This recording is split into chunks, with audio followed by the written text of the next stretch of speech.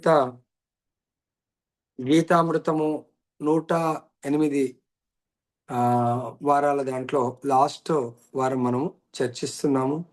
చాలా అద్భుతమైనటువంటి సందేశం సంజయుడి ద్వారా భగవంతుడు మనకు ఇవ్వడం జరుగుతుంది. ఏంటది?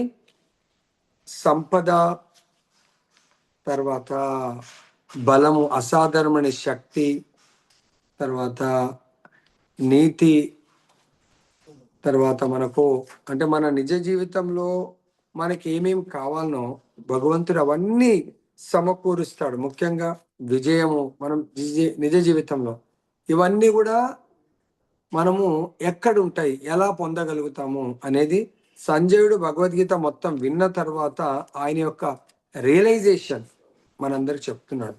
మరి మనం కూడా హోల్ భగవద్గీత ఒక్క క్లాస్ కూడా మిస్ కాకుండా విన్న వాళ్ళకు ఈ రియలైజేషన్ ఏంటి? ఆ రియలైజేషన్ అంటే సంజయుడు చెప్తున్నాడు, నా అదృష్టం కొద్దీ మనందరం కూడా భగవద్గీత వినాలంటే డైరెక్ట్ మనం వింటే అంత చక్కగా అర్థం కాదు. సో కాబట్టి భగవద్గీత సంజయుడు ఏమంటాడు, నా గురుదేవులైనటువంటి ఎవరి ద్వారా ఈ భగవద్గీతను వ్యాస భగవానుడి యొక్క కృప వల్ల నేను ఇది వినగలిగాను అని చెప్తున్నాడు.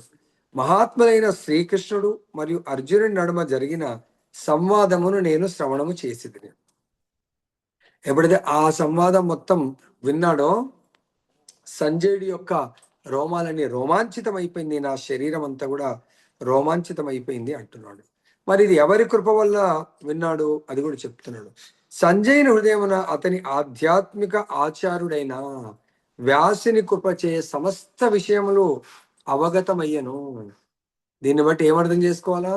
అన్లెస్ మనకు భగవద్గీత విని అర్థం కాలేదంటే మనకు గురువు గారి కృప లేదు, గురువు గారిని ప్రసన్నం చేసుకోలేకపోయాము.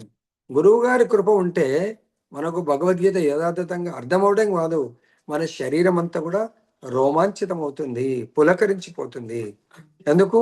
ఆయన డైరెక్ట్ కృష్ణం వందే జగద్గురు, అటువంటి కృష్ణ భగవానుడి దగ్గర లైవ్, ఫిజికల్ లైవ్ వచ్చి అర్జునుడు వింటే, ఆన్లైన్ ఇప్పుడు కదా జూమ్ ఆన్లైన్ లాగా సంజయుడు కూడా ఆన్లైన్ లో, అంటే ఆయన ఎక్కడ కూర్చున్నాడు? హస్తినాపురంలో కూర్చున్నాడు.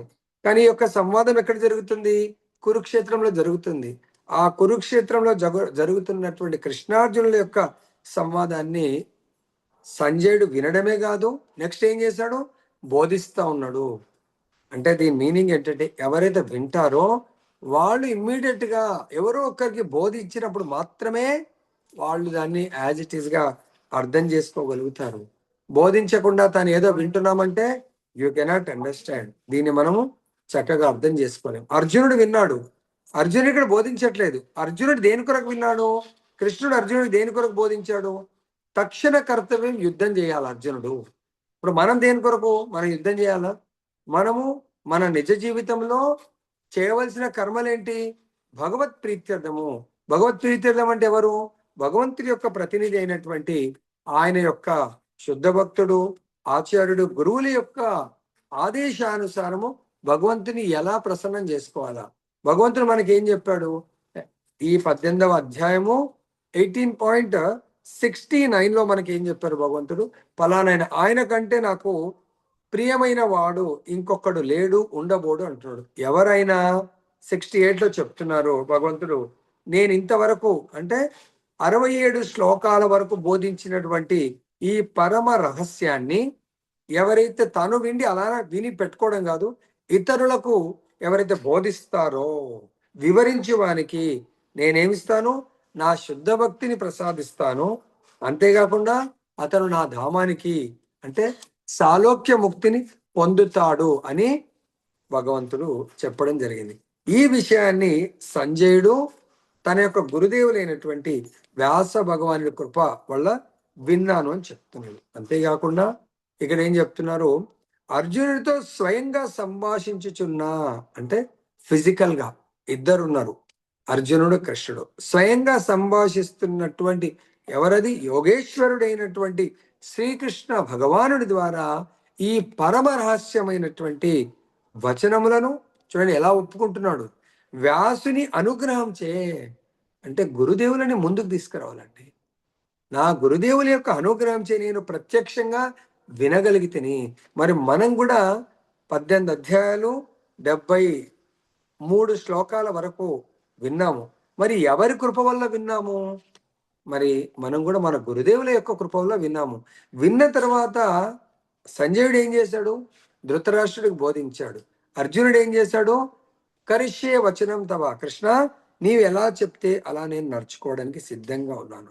సో ఇక్కడ దీంట్లో తన యొక్క గురుదేవులని కొనియాడుతా ఉన్నారు. గురుదేవులు ఆ యొక్క కృపా దృష్టినిచ్చాడు. వినే దృష్టిని, చూసే దృష్టిని ఇవ్వడం జరిగింది. గురుదేవులు చెప్పలేదు, డైరెక్ట్ వినే శక్తిని కల్పించారు. మరి ఇక్కడ మనకు గురుదేవులు మనకు డైరెక్ట్గా బోధిస్తా ఉన్నారు. అక్కడ గురుదేవులు వినే, అంటే మనకు లైక్ ఎగ్జాంపుల్ ఎలా తీసుకోవచ్చంటే, మన అందరికి నెట్ లేని వాళ్ళు వినరు. సో మనకు నెట్ ఉంది కాబట్టి మొబైల్లో మనకు ఈ భగవంతుడి యొక్క కథా అమృతం వస్తుంది. అంటే మనకు ఎవరు ప్రొవైడ్ చేస్తున్నారు? సపోజ్ నేను బిఎస్ఎన్ఎల్ వాడుతున్నాను అనుకోని, బిఎస్ఎన్ఎల్ డిపార్ట్మెంట్ వాళ్ళు నాకు నెట్ కమ్యూనికేషన్ మీకు ఇక్కడ నుంచే ట్రాన్స్ఫార్మ్ అవుతుంది. మీ దగ్గర మరి ఏది ఉంటుంది వాళ్ళ హెల్ప్ వల్ల వింటున్నారు. సో ఇక్కడ మనకు సంజయుడికి ఈ యొక్క నెట్ ఫెసిలిటీ ఎవరిచ్చారండి? వ్యాస భగవానుడు ఇవ్వడం జరిగింది. అందుగురించే వ్యాసుడు సంజయునికి ఆధ్యాత్మిక ఆచార్యుడు. చూడండి, ప్రతి ఒక్కరికి ఆధ్యాత్మిక ఆచార్యుడి యొక్క ప్రాముఖ్యత ఎంతైనా ఉంది. తన గురువైన వ్యాసుని కృపచేత తాను దేవాది దేవుడైన శ్రీకృష్ణ అవగతం చేసుకోగలిగితిని. భగవంతుడు ఎవరు? దేవాది దేవుడు. ఎలా అర్థం చేసుకున్నాడు? సాక్షాత్ అర్జునుడు కదా విశ్వరూపాన్ని చూశాడు. సో ఆ విశ్వరూప సందర్శన, దాని యొక్క విభూతులను ఎవరు విన్నారు? సంజయుడు స్వయంగా చూడడము, వినడము జరిగింది. ఎవరి మాధ్యం ద్వారా? పదే పదే చెప్తున్నారు. మానవుడు ఒకవేళ ఇటువంటి విభూతులను ఇది అర్థం చేసుకోవాలంటే కేవలము ఆధ్యాత్మిక ఆచార్యుడి మాధ్యం ద్వారానే అర్థం చేసుకోగలుగుతాడు. ఈరోజు మన టైటిల్ ఏంటి? సంపద, తర్వాత విజయము, అసాధారణమైన శక్తి, నీతి, నిశ్చయంగా ఉండే స్థానము. ఎక్కడ ఉంటాయంటే, ఎక్కడ భగవద్గీత రూపంలో కృష్ణార్జునులు వాళ్ళ యొక్క వాణి రూపంలో ఉంటుందో అక్కడ ఉంటాయి. ఎలా ఉంటాయండి? అది ఉన్నాయని మనకేం తెలుస్తుంది? సంజయుడు చెప్తున్నాను, నా గురుదేవుల యొక్క మాధ్యము ద్వారా మాత్రమే నేను అర్థం చేసుకోగలిగాను. అది ఎలా? గురుదేవులు. సో వ్యాస భగవానుడు గురు శిష్య పరంపరలో నారదుడి యొక్క శిష్యుడు. మరి మనం ఇక్కడ గురు శిష్య పరంపరలో వచ్చినటువంటి ఆధ్యాత్మిక ఆచారాల ద్వారా మాత్రమే విన్నప్పుడు వాళ్ళు మనకు యథాతథంగా మనకు బోధించే అవకాశం ఉంటుంది. మరి ఇక్కడ మనకు గురు శిష్య పరంపర అంటే భగవంతుడు ఏవం పరంపరా ప్రాప్తం ఇమం రాజరిషో విదుహు సకాలే నేహ మహత యోగో నష్ట పరంతప 4వ అధ్యాయము 2వ శ్లోకంలో చెప్పారు. ఈ యొక్క జ్ఞానము గురు శిష్య పరంపర ద్వారా వస్తుంది. దాని మొట్టమొదటగా మనకు సూర్య భగవానుడు ఎవరికి బోధించాడు? మనువుకు. మనువు ఇక్ష్వాకు. తర్వాత అది తదనంతర కాలంలో విచ్ఛిన్నమైపోయింది. కాబట్టి అర్జున, నేను నీకు ఈ 4 యోగాలతో కూడుకున్న భగవద్గీతను బోధిస్తున్నాను. ఏంటి ఆ 4 యోగాలు? 1 to 5 కర్మయోగ, 6th ధ్యాన యోగ, 7 to 12 భక్తి యోగ, 13 to 18 మళ్ళీ జ్ఞానయోగ. వీటన్నిటి కూడా భగవంతుడు అర్జునుడికి బోధించేటప్పుడు నేను ప్రత్యక్షంగా, అంటే అక్కడ లేకున్నా లైవ్ టెలికాస్ట్ లాగా వినడం జరిగింది. పదే పదే మళ్ళీ చెప్తున్నాడు. సో ఇక్కడ లైవ్ టెలికాస్ట్ అంటే ఫిజికల్గా అక్కడ లేకున్నా యాజ్ ఇట్ ఈస్గా దర్శనం చేసుకుంటున్నాడు. అర్థమైంది? సపోజ్ ఎవరైనా వీడియో కాల్ చేశారనుకోని అమెరికాలో ఉండి, సో అది లైవ్ ఎలా ఉందో అలా మనం చూసినట్టుగా, ఫిజికల్గా లేకున్నా మన ఫిజికల్ కళ్ళతో అయితే మనం చూడగలుగుతున్నాము. కాబట్టి ఇక్కడ నా గురుదేవుల యొక్క కృప వల్ల శ్రీకృష్ణుడి ప్రత్యక్షంగా నేను భగవద్గీతను శ్రవణము చేయగలిగాను అని సంజయుడు చాలా సంతోషంగా చెప్తున్నాడు. వాస్తవం శ్రీకృష్ణుడి ప్రత్యక్షంగా శ్రవణము చేయుటకు లేక వ్యాసుని వంటి ప్రామాణిక ఆచార్యుని మాధ్యం ద్వారా శ్రీకృష్ణుని గురించి శ్రవణము చేయుట, రెండింటి మధ్య ఏమీ తేడా లేదంట. వ్యాస భగవానుడి ద్వారా శ్రీకృష్ణుడి బోధనలు ప్రత్యక్షంగా వినటము, లేదా ప్రామాణిక ఆచార్యుడు యొక్క ముఖార విందం ద్వారా వినడం, అంటే వ్యాస భగవానుడి యొక్క ప్రతినిధి ద్వారా వినటము ఎటువంటి తేడా లేదని సంజయుడే డిక్లేర్ చేస్తున్నాడు. ఎట్టి భేదము లేదు. ఆధ్యాత్మిక ఆచార్యుడు కూడా వ్యాసదేవుని ప్రతినిధియే కనుక వేద విధానం అనుసరించి ఆధ్యాత్మిక ఆచార్యుడి జన్మ దినోత్సవ సందర్భంగా వ్యాస పూజ అనే ఉత్సవంలో శిష్యులందరూ నిర్వహిస్తూ ఉంటారు. అది శిష్యుల యొక్క ధర్మం అన్నట్టు. గురువు గారిని వ్యాస భగవానుడి యొక్క ప్రతినిధిగా స్వీకరించాలని ఇక్కడ సంజయుడు మనకు బోధిస్తా ఉన్నారు. ఇంకా ఏం చెప్తున్నారు? కృష్ణార్జున మధ్య, ఓ రాజా, ఎవరికి? ధృతరాష్ట్రుడితో చెప్తున్నారు, ఓ రాజా, శ్రీకృష్ణ అర్జునుడి నడుమ జరిగిన అద్భుతమైన పవిత్రమ ఈ సంవాదమును స్మరించిన కొద్దీ, ఎన్నిసార్లు స్మరిస్తే ఆ స్మరించిన కొద్దీ ప్రతి క్షణము నా దేహం అంతా కూడా ఉలకించిపోయి ఆనందోత్సవాల్లో నేను తేలుతున్నాను అని చెప్తున్నారు. మరి మనకు అటువంటి ఫీలింగ్ వచ్చిందా లేదా తెలియదు.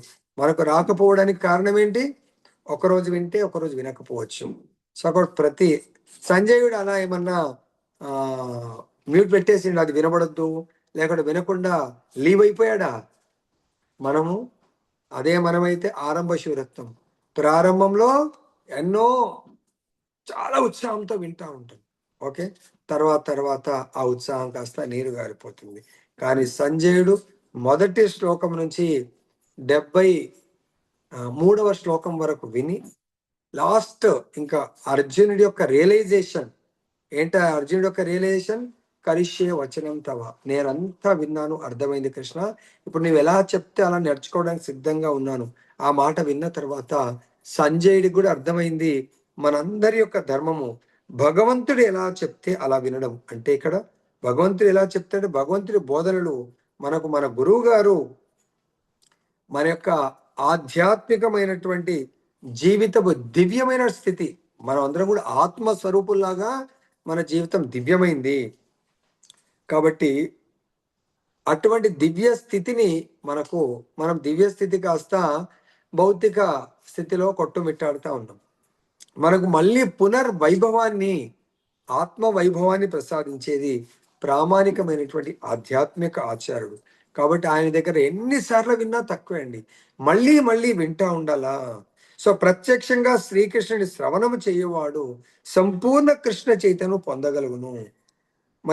మరి కృష్ణుడు మన కొరకు ఇప్పుడు వస్తాడంటే శ్రీకృష్ణుడి నుండి కానీ అతని యొక్క ప్రతినిధి నుండి కానీ వినడంలో ఎటువంటి తేడా లేదు అని చెప్తున్నారు. కాబట్టి ప్రతి నిత్యం అందు గురించే మనకి ఏం చెప్తారు భాగవతంలో, నష్టప్రాయేషు భద్రేషు నిత్యం భాగవత సేవయా. నిత్యం భాగవత సేవ చేయాలంటే భాగవతాన్ని, భగవద్గీతను వినడమే మానవుడి యొక్క ధర్మము. వినకపోవడము మనం అధర్మాన్ని పాటిస్తున్నట్టే. ఎవరైతే ఒక్కరోజు కూడా భాగవతాన్ని వినక భగవద్గీత వినలేదు అనుకోండి, వాళ్ళ జీవితం వృధా అయినట్టే. కాబట్టి ఇక్కడ మనకు సంజయుడు తన రిలేషన్ ఏం చెప్తున్నాడు? అద్భుతమైనటువంటి ఆ భగవంతుడు భగవద్గీతల విశ్వరూపము, చతుర్భుజ నారాయణ రూపము, ద్విభుజ శ్యామసుందర రూపాన్ని మళ్ళీ మళ్ళీ స్మరించిన కొద్దీ అత్యంత ఆనందాన్ని అనుభవించగలుగుతాము. ఎవరు? కృష్ణుడి పట్ల శ్రద్ధ, ఆసక్తి, ప్రేమ ఉన్నవాళ్ళు. శ్రీకృష్ణుడి పట్ల అసూయ, ద్వేషము అంటే శ్రీకృష్ణుడు మనం చూడలేం కదా ప్రభుజీ. శ్రీకృష్ణుడి పట్ల అసూయ ద్వేషం ఎలా వస్తుందంటే ఆయన యొక్క శుద్ధ భక్తుల పట్ల మనకు అసూయ ద్వేషం వచ్చింది అనుకోండి, ఇట్ ఈస్ నథింగ్ బట్ శ్రీకృష్ణుడి పట్ల అసూయ ద్వేషం వచ్చినట్టే. కాబట్టి మనము సంజయుడు ఎలా అయితే స్మరిస్తున్నాడో, ఎలా వింటున్నాడో, ఎలా ఆనందపడుతాడో మళ్ళీ వినాలని కోరిక కలుగుతా ఉంది. కాబట్టి ఇక్కడ మనకు 78వ శ్లోకంలో ఫైనల్ గా చెప్తున్నారు, మనకు ఈ సంపద, విజయము, తర్వాత అసాధారణమైన శక్తి, నీతి నిశ్చయంగా ఎక్కడ ఉంటాయంటే ఎక్కడైతే యోగేశ్వరుడైనటువంటి శ్రీకృష్ణ భగవానుడు మరియు మేటి ధనుర్ధారి అయినటువంటి అర్జునుడు ఉంటారో అక్కడ సంపద, విజయము, అసాధారణమైన శక్తి, నీతి ఖచ్చితంగా ఉంటాయి అని ఇది నా అభిప్రాయం అని సంజయుడు చెప్తున్నాడు. మరి కృష్ణార్జునులు ఎక్కడ ఉంటారండి?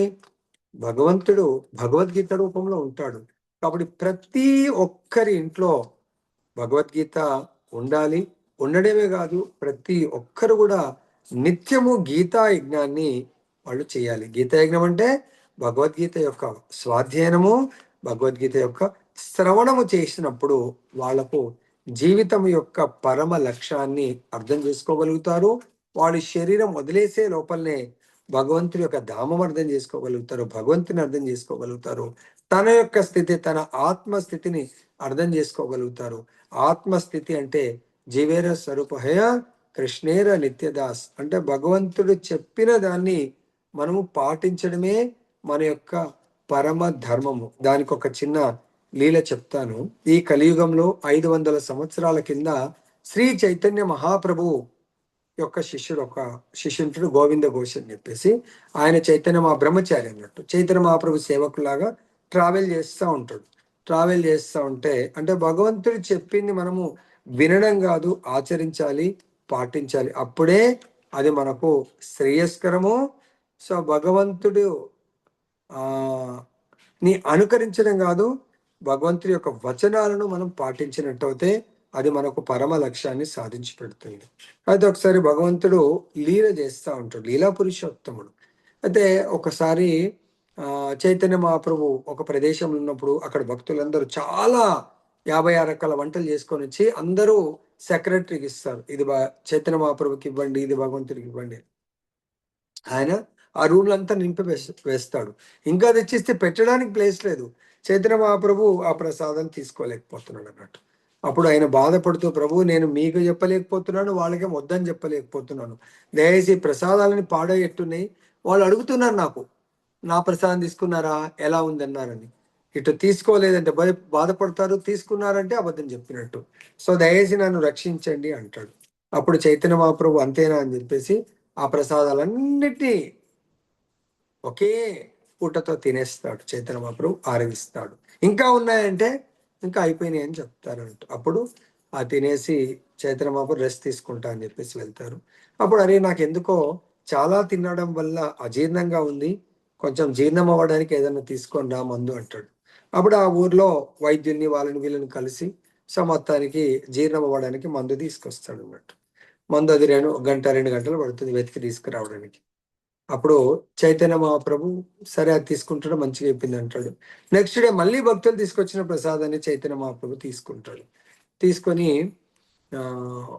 ఈ రోజు కూడా నాకు మళ్ళీ అజీర్ణంగా ఉంది, కొంచెం మందు తీసుకురంటే టక్కన అప్పుడే తీసి ఇచ్చేస్తాడు అన్నట్టు. ఇదిగోండి, అరే నిన్న 1-2 గంటలు వెళ్ళావు తీసుకురాలేదు, ఇప్పుడు ఇంత తొందరగా తీసుకొచ్చావంటే ఎంతకైనా మంచిది, రేపటి కూడా పనికి వస్తుందని పెట్టాను మహాప్రభు అంటాడు. అప్పుడు చైతన్య మహాప్రభు అంటాడు, అరే రేపటి గురించి ఆలోచించేవాడు బ్రహ్మచారిగా ఉండడానికి లేదు, సన్యాసి ఉండడానికి లేదు, నువ్వు వెళ్ళి పెళ్లి చేసుకోపో అంటాడు. అప్పుడు చాలా బాధపడతాడు, ఏంటి ప్రభు నన్ను మీ సేవకు నేను ఏదో దాచినందుకు అలా అంటున్నారు, నన్ను మీకు దూరం చేస్తున్నారు, నేను వెళ్ళలేను మిమ్మల్ని వదిలిపెట్టంటే ఇది నా ఆదేశంగా భావించి నువ్వు వెళ్ళు అంటాడు. సరే అని చెప్పేసి వాళ్ళ ఊరికి వెళ్ళిపోయి పెళ్లి చేసుకుంటాడు. సో ఆనందంగా భార్యతో ఆనందంగా ఉంటాడు. ఇక్కడ ఏమైంది, ఏమన్నారు భగవంతుడు, ఎక్కడ కృష్ణార్జునుడు ఉంటే సాక్షాత్ భగవంతుడు, భగవంతుడి యొక్క కథ, భగవంతుడి వచనాలు పాటించడానికి వెళ్ళాడు. అప్పుడు ఆయనకి సంపత్తి, మనందరికి సంపత్తి ఏమనుకుంటామంటే పెళ్లి కాగానే మంచి కట్టకానుకలు వస్తాయి, వైఫ్ రూపంలో సంపత్తి వస్తుంది అనుకుంటాం కదా. సో పెళ్ళైపోయింది, విజయము. సో పెళ్ళైన కొన్ని రోజుల తర్వాత భగవంతుని సేవించుకుంటా ఉన్నాడు. విజయం ఏంటి, ప్రతి పెళ్ళైన వాళ్ళకు సంతానం కలగటం, సంతానం వచ్చింది. ఓకే, సో మంచిగా ఆ ఫ్యామిలీని పోషించడానికి మంచి శక్తి కొలది మంచిగా ఆయన కష్టపడి పోషించుకుంటా ఉన్నాడు. అర్థమైందా, నీతి నిజాయితీతో జీవిస్తూ ఉన్నాడు ఆయన.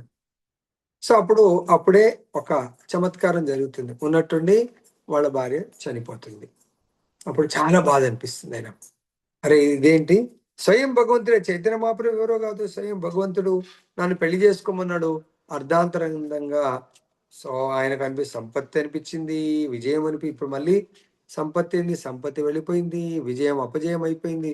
చాలా బాధతో ఇంకా భగవంతుని వాళ్ళ ఇంట్లో ఉన్న గోపాల్ని పూజించడం అడపాదడపా చేస్తాడు బాధతో. ఇంకా పూజ చేయడం కొంత ఆపేయడం జరుగుతుంది. సో అప్పుడప్పుడు పూజ చేస్తాడు, ఎప్పుడో మూడు ఉన్నప్పుడు. తర్వాత బాధతో ఉంటాడు, కొంతకాలానికి ఏమవుతుంది, కుమారుడు కూడా చనిపోతాడు. అప్పుడు ఇంకా బాధతో ఇంకా వర్షిప్ చేయడు, ఏం చేయడు, అంత పక్కన పెట్టేస్తాడు. వాళ్ళ ఇంట్లో ఉన్న భగవంతుని పక్కన దాచేస్తాడు, ఇంక పూజ చేయడు ఆయన. సో ఆయన తింటాడు లేకుంటలేదు, అలా అయిపోయింది. అప్పుడు భగవంతుడు ఒకరోజు కలలో వస్తాడు. ఏ గోవింద ఘోష్, ఎందుకు నాకు భోజనం పెట్టట్లేదు, ప్రసాదం పెట్టట్లేదు, పూజ చేయట్లేదు అంటే, ఏమని పూజ చేయమంటారు? నేను మీ సేవకుడిగా ఉంటే మీరే కదా గృహస్థగా స్వీకరించమన్నారు, మీరే కదా పెళ్లి చేసుకోమన్నారు. సరే పెళ్లి చేసుకున్నాడు, మంచి వైఫ్, ఒబీడియంట్ వైఫ్ వచ్చింది. మరి ఆమె ద్వారా ఒక కుమారుడు వచ్చాడు. చాలా సంతోషంగా జీవిస్తున్న ఫ్యామిలీని మొత్తం మీరు ఇలా విడగొట్టారు ఏంటి? పోనీ భార్య పోయింది ఒక కొడుకుతో, సరే ఒక గృహస్థుడికి, సో నేను చనిపోతే సో నాకు పిండ తర్పణ చేయడానికైనా సంతానం ఉండాలి. అటువంటిది నా ముందరనే కుమారుడిని చంపేస్తావు, ఇంకా నేనేం చేయాలని ఆయన చాలా ఏడుస్తా ఉంటారే. నువ్వు కుమారుడి గురించి ఇంత బాధపడుతున్నావు, ఇంత శాస్త్రం తెలిసిన వాడికి, అది నీ యొక్క సంస్కారానికి నేను చేస్తా అంటావు. అరే మీరు ఎలా చేస్తారు అంటే, నేను మాట్లాడుతున్నప్పుడు నీతో లేనిది నేను ఎందుకు చేయలేను, చేస్తానంటే. సో అప్పుడు మరి గ్యారంటీ ఏముందంటే, మీ ఊరు వాళ్ళందరిని తీసుకున్నా ఒక శిలాఫలకం మీద రాసి పెట్టు, నేను సంతకం పెడతాను అంటాడు అన్నట్టు భగవంతుడు స్వయంగా. అంటే మనం ఇక్కడ అనుకోవచ్చు భగవద్గీత మొత్తం అర్థమైన తర్వాత, అరే భగవంతుడు మనకు సంపత్తి, తర్వాత విజయము, శక్తి, నీతి ఇవన్నీ ఇస్తాడా అంటే, భగవంతుని నమ్ముకున్న వాళ్ళకు తప్పకుండా ఇస్తాడు. కాబట్టి మనం భగవద్గీతలో భగవంతుడు ఏం చెప్పాడో దాన్ని మనము ఆ, విశ్వాసంతో కూడుకున్నటువంటి ఆ వచనాలను పాటిస్తూ భగవంతుని సచ్చిదానంద స్వరూపాన్ని నిత్యము నిరంతరం సేవిస్తూ జీవితాన్ని గడిపితే తప్పకుండా మన జీవితంలో నిజంగానే ఆయనకు ఇప్పటికి కూడా ఒరిస్సాలో ఇక్కడ ఉంది, ఆ సంవత్సరికం అప్పుడు భగవంతుడి ఆ శ్రీ విగ్రహాన్ని తీసుకొచ్చి చేయిస్తాడు. అంటే భగవంతుడి కుమారుడిలాగా వాళ్ళ ఇంట్లో ఉన్నటువంటి గోపాలు ఆ విధంగా చేయడం జరుగుతూ ఉంది. సేవలు అంటే భగవంతుడు తన భక్తులతో సేవలు తీసుకోవడమే కాదు, వాళ్ళందరికీ సంతృప్తి పరుస్తూ వాళ్ళను కూడా సేవిస్తూ ఉంటాడు భగవంతుడు. కాబట్టి సో భగవద్గీతను నమ్ముకొని భగవద్గీత ప్రకారము జీవితాన్ని కొనసాగిస్తే తప్పకుండా భక్తులకు భగవంతుడు సంపత్తి, విజయము ఈ రెండు కావడానికి కొరకు శక్తి కావాలి, ప్లస్ నీతి నిజాయితీతో పనిచేసేటువంటి భగవంతుడు బుద్ధిని మనకు ప్రసాదించాలని కోరుతూ ముగిస్తున్నాను. జయ బలో గ్రంథరాజ్ శ్రీమద్ భగవద్గీత की जय, श्री श्री राधारमन लाल की जय, जगन्नाथ बलदेव सुभद्रा महारानी की जय, गौर निताय भगवान की जय, जगत गुरु श्री प्रभुपाद की जय, श्री श्रीपाद गुरु महाराज की जय।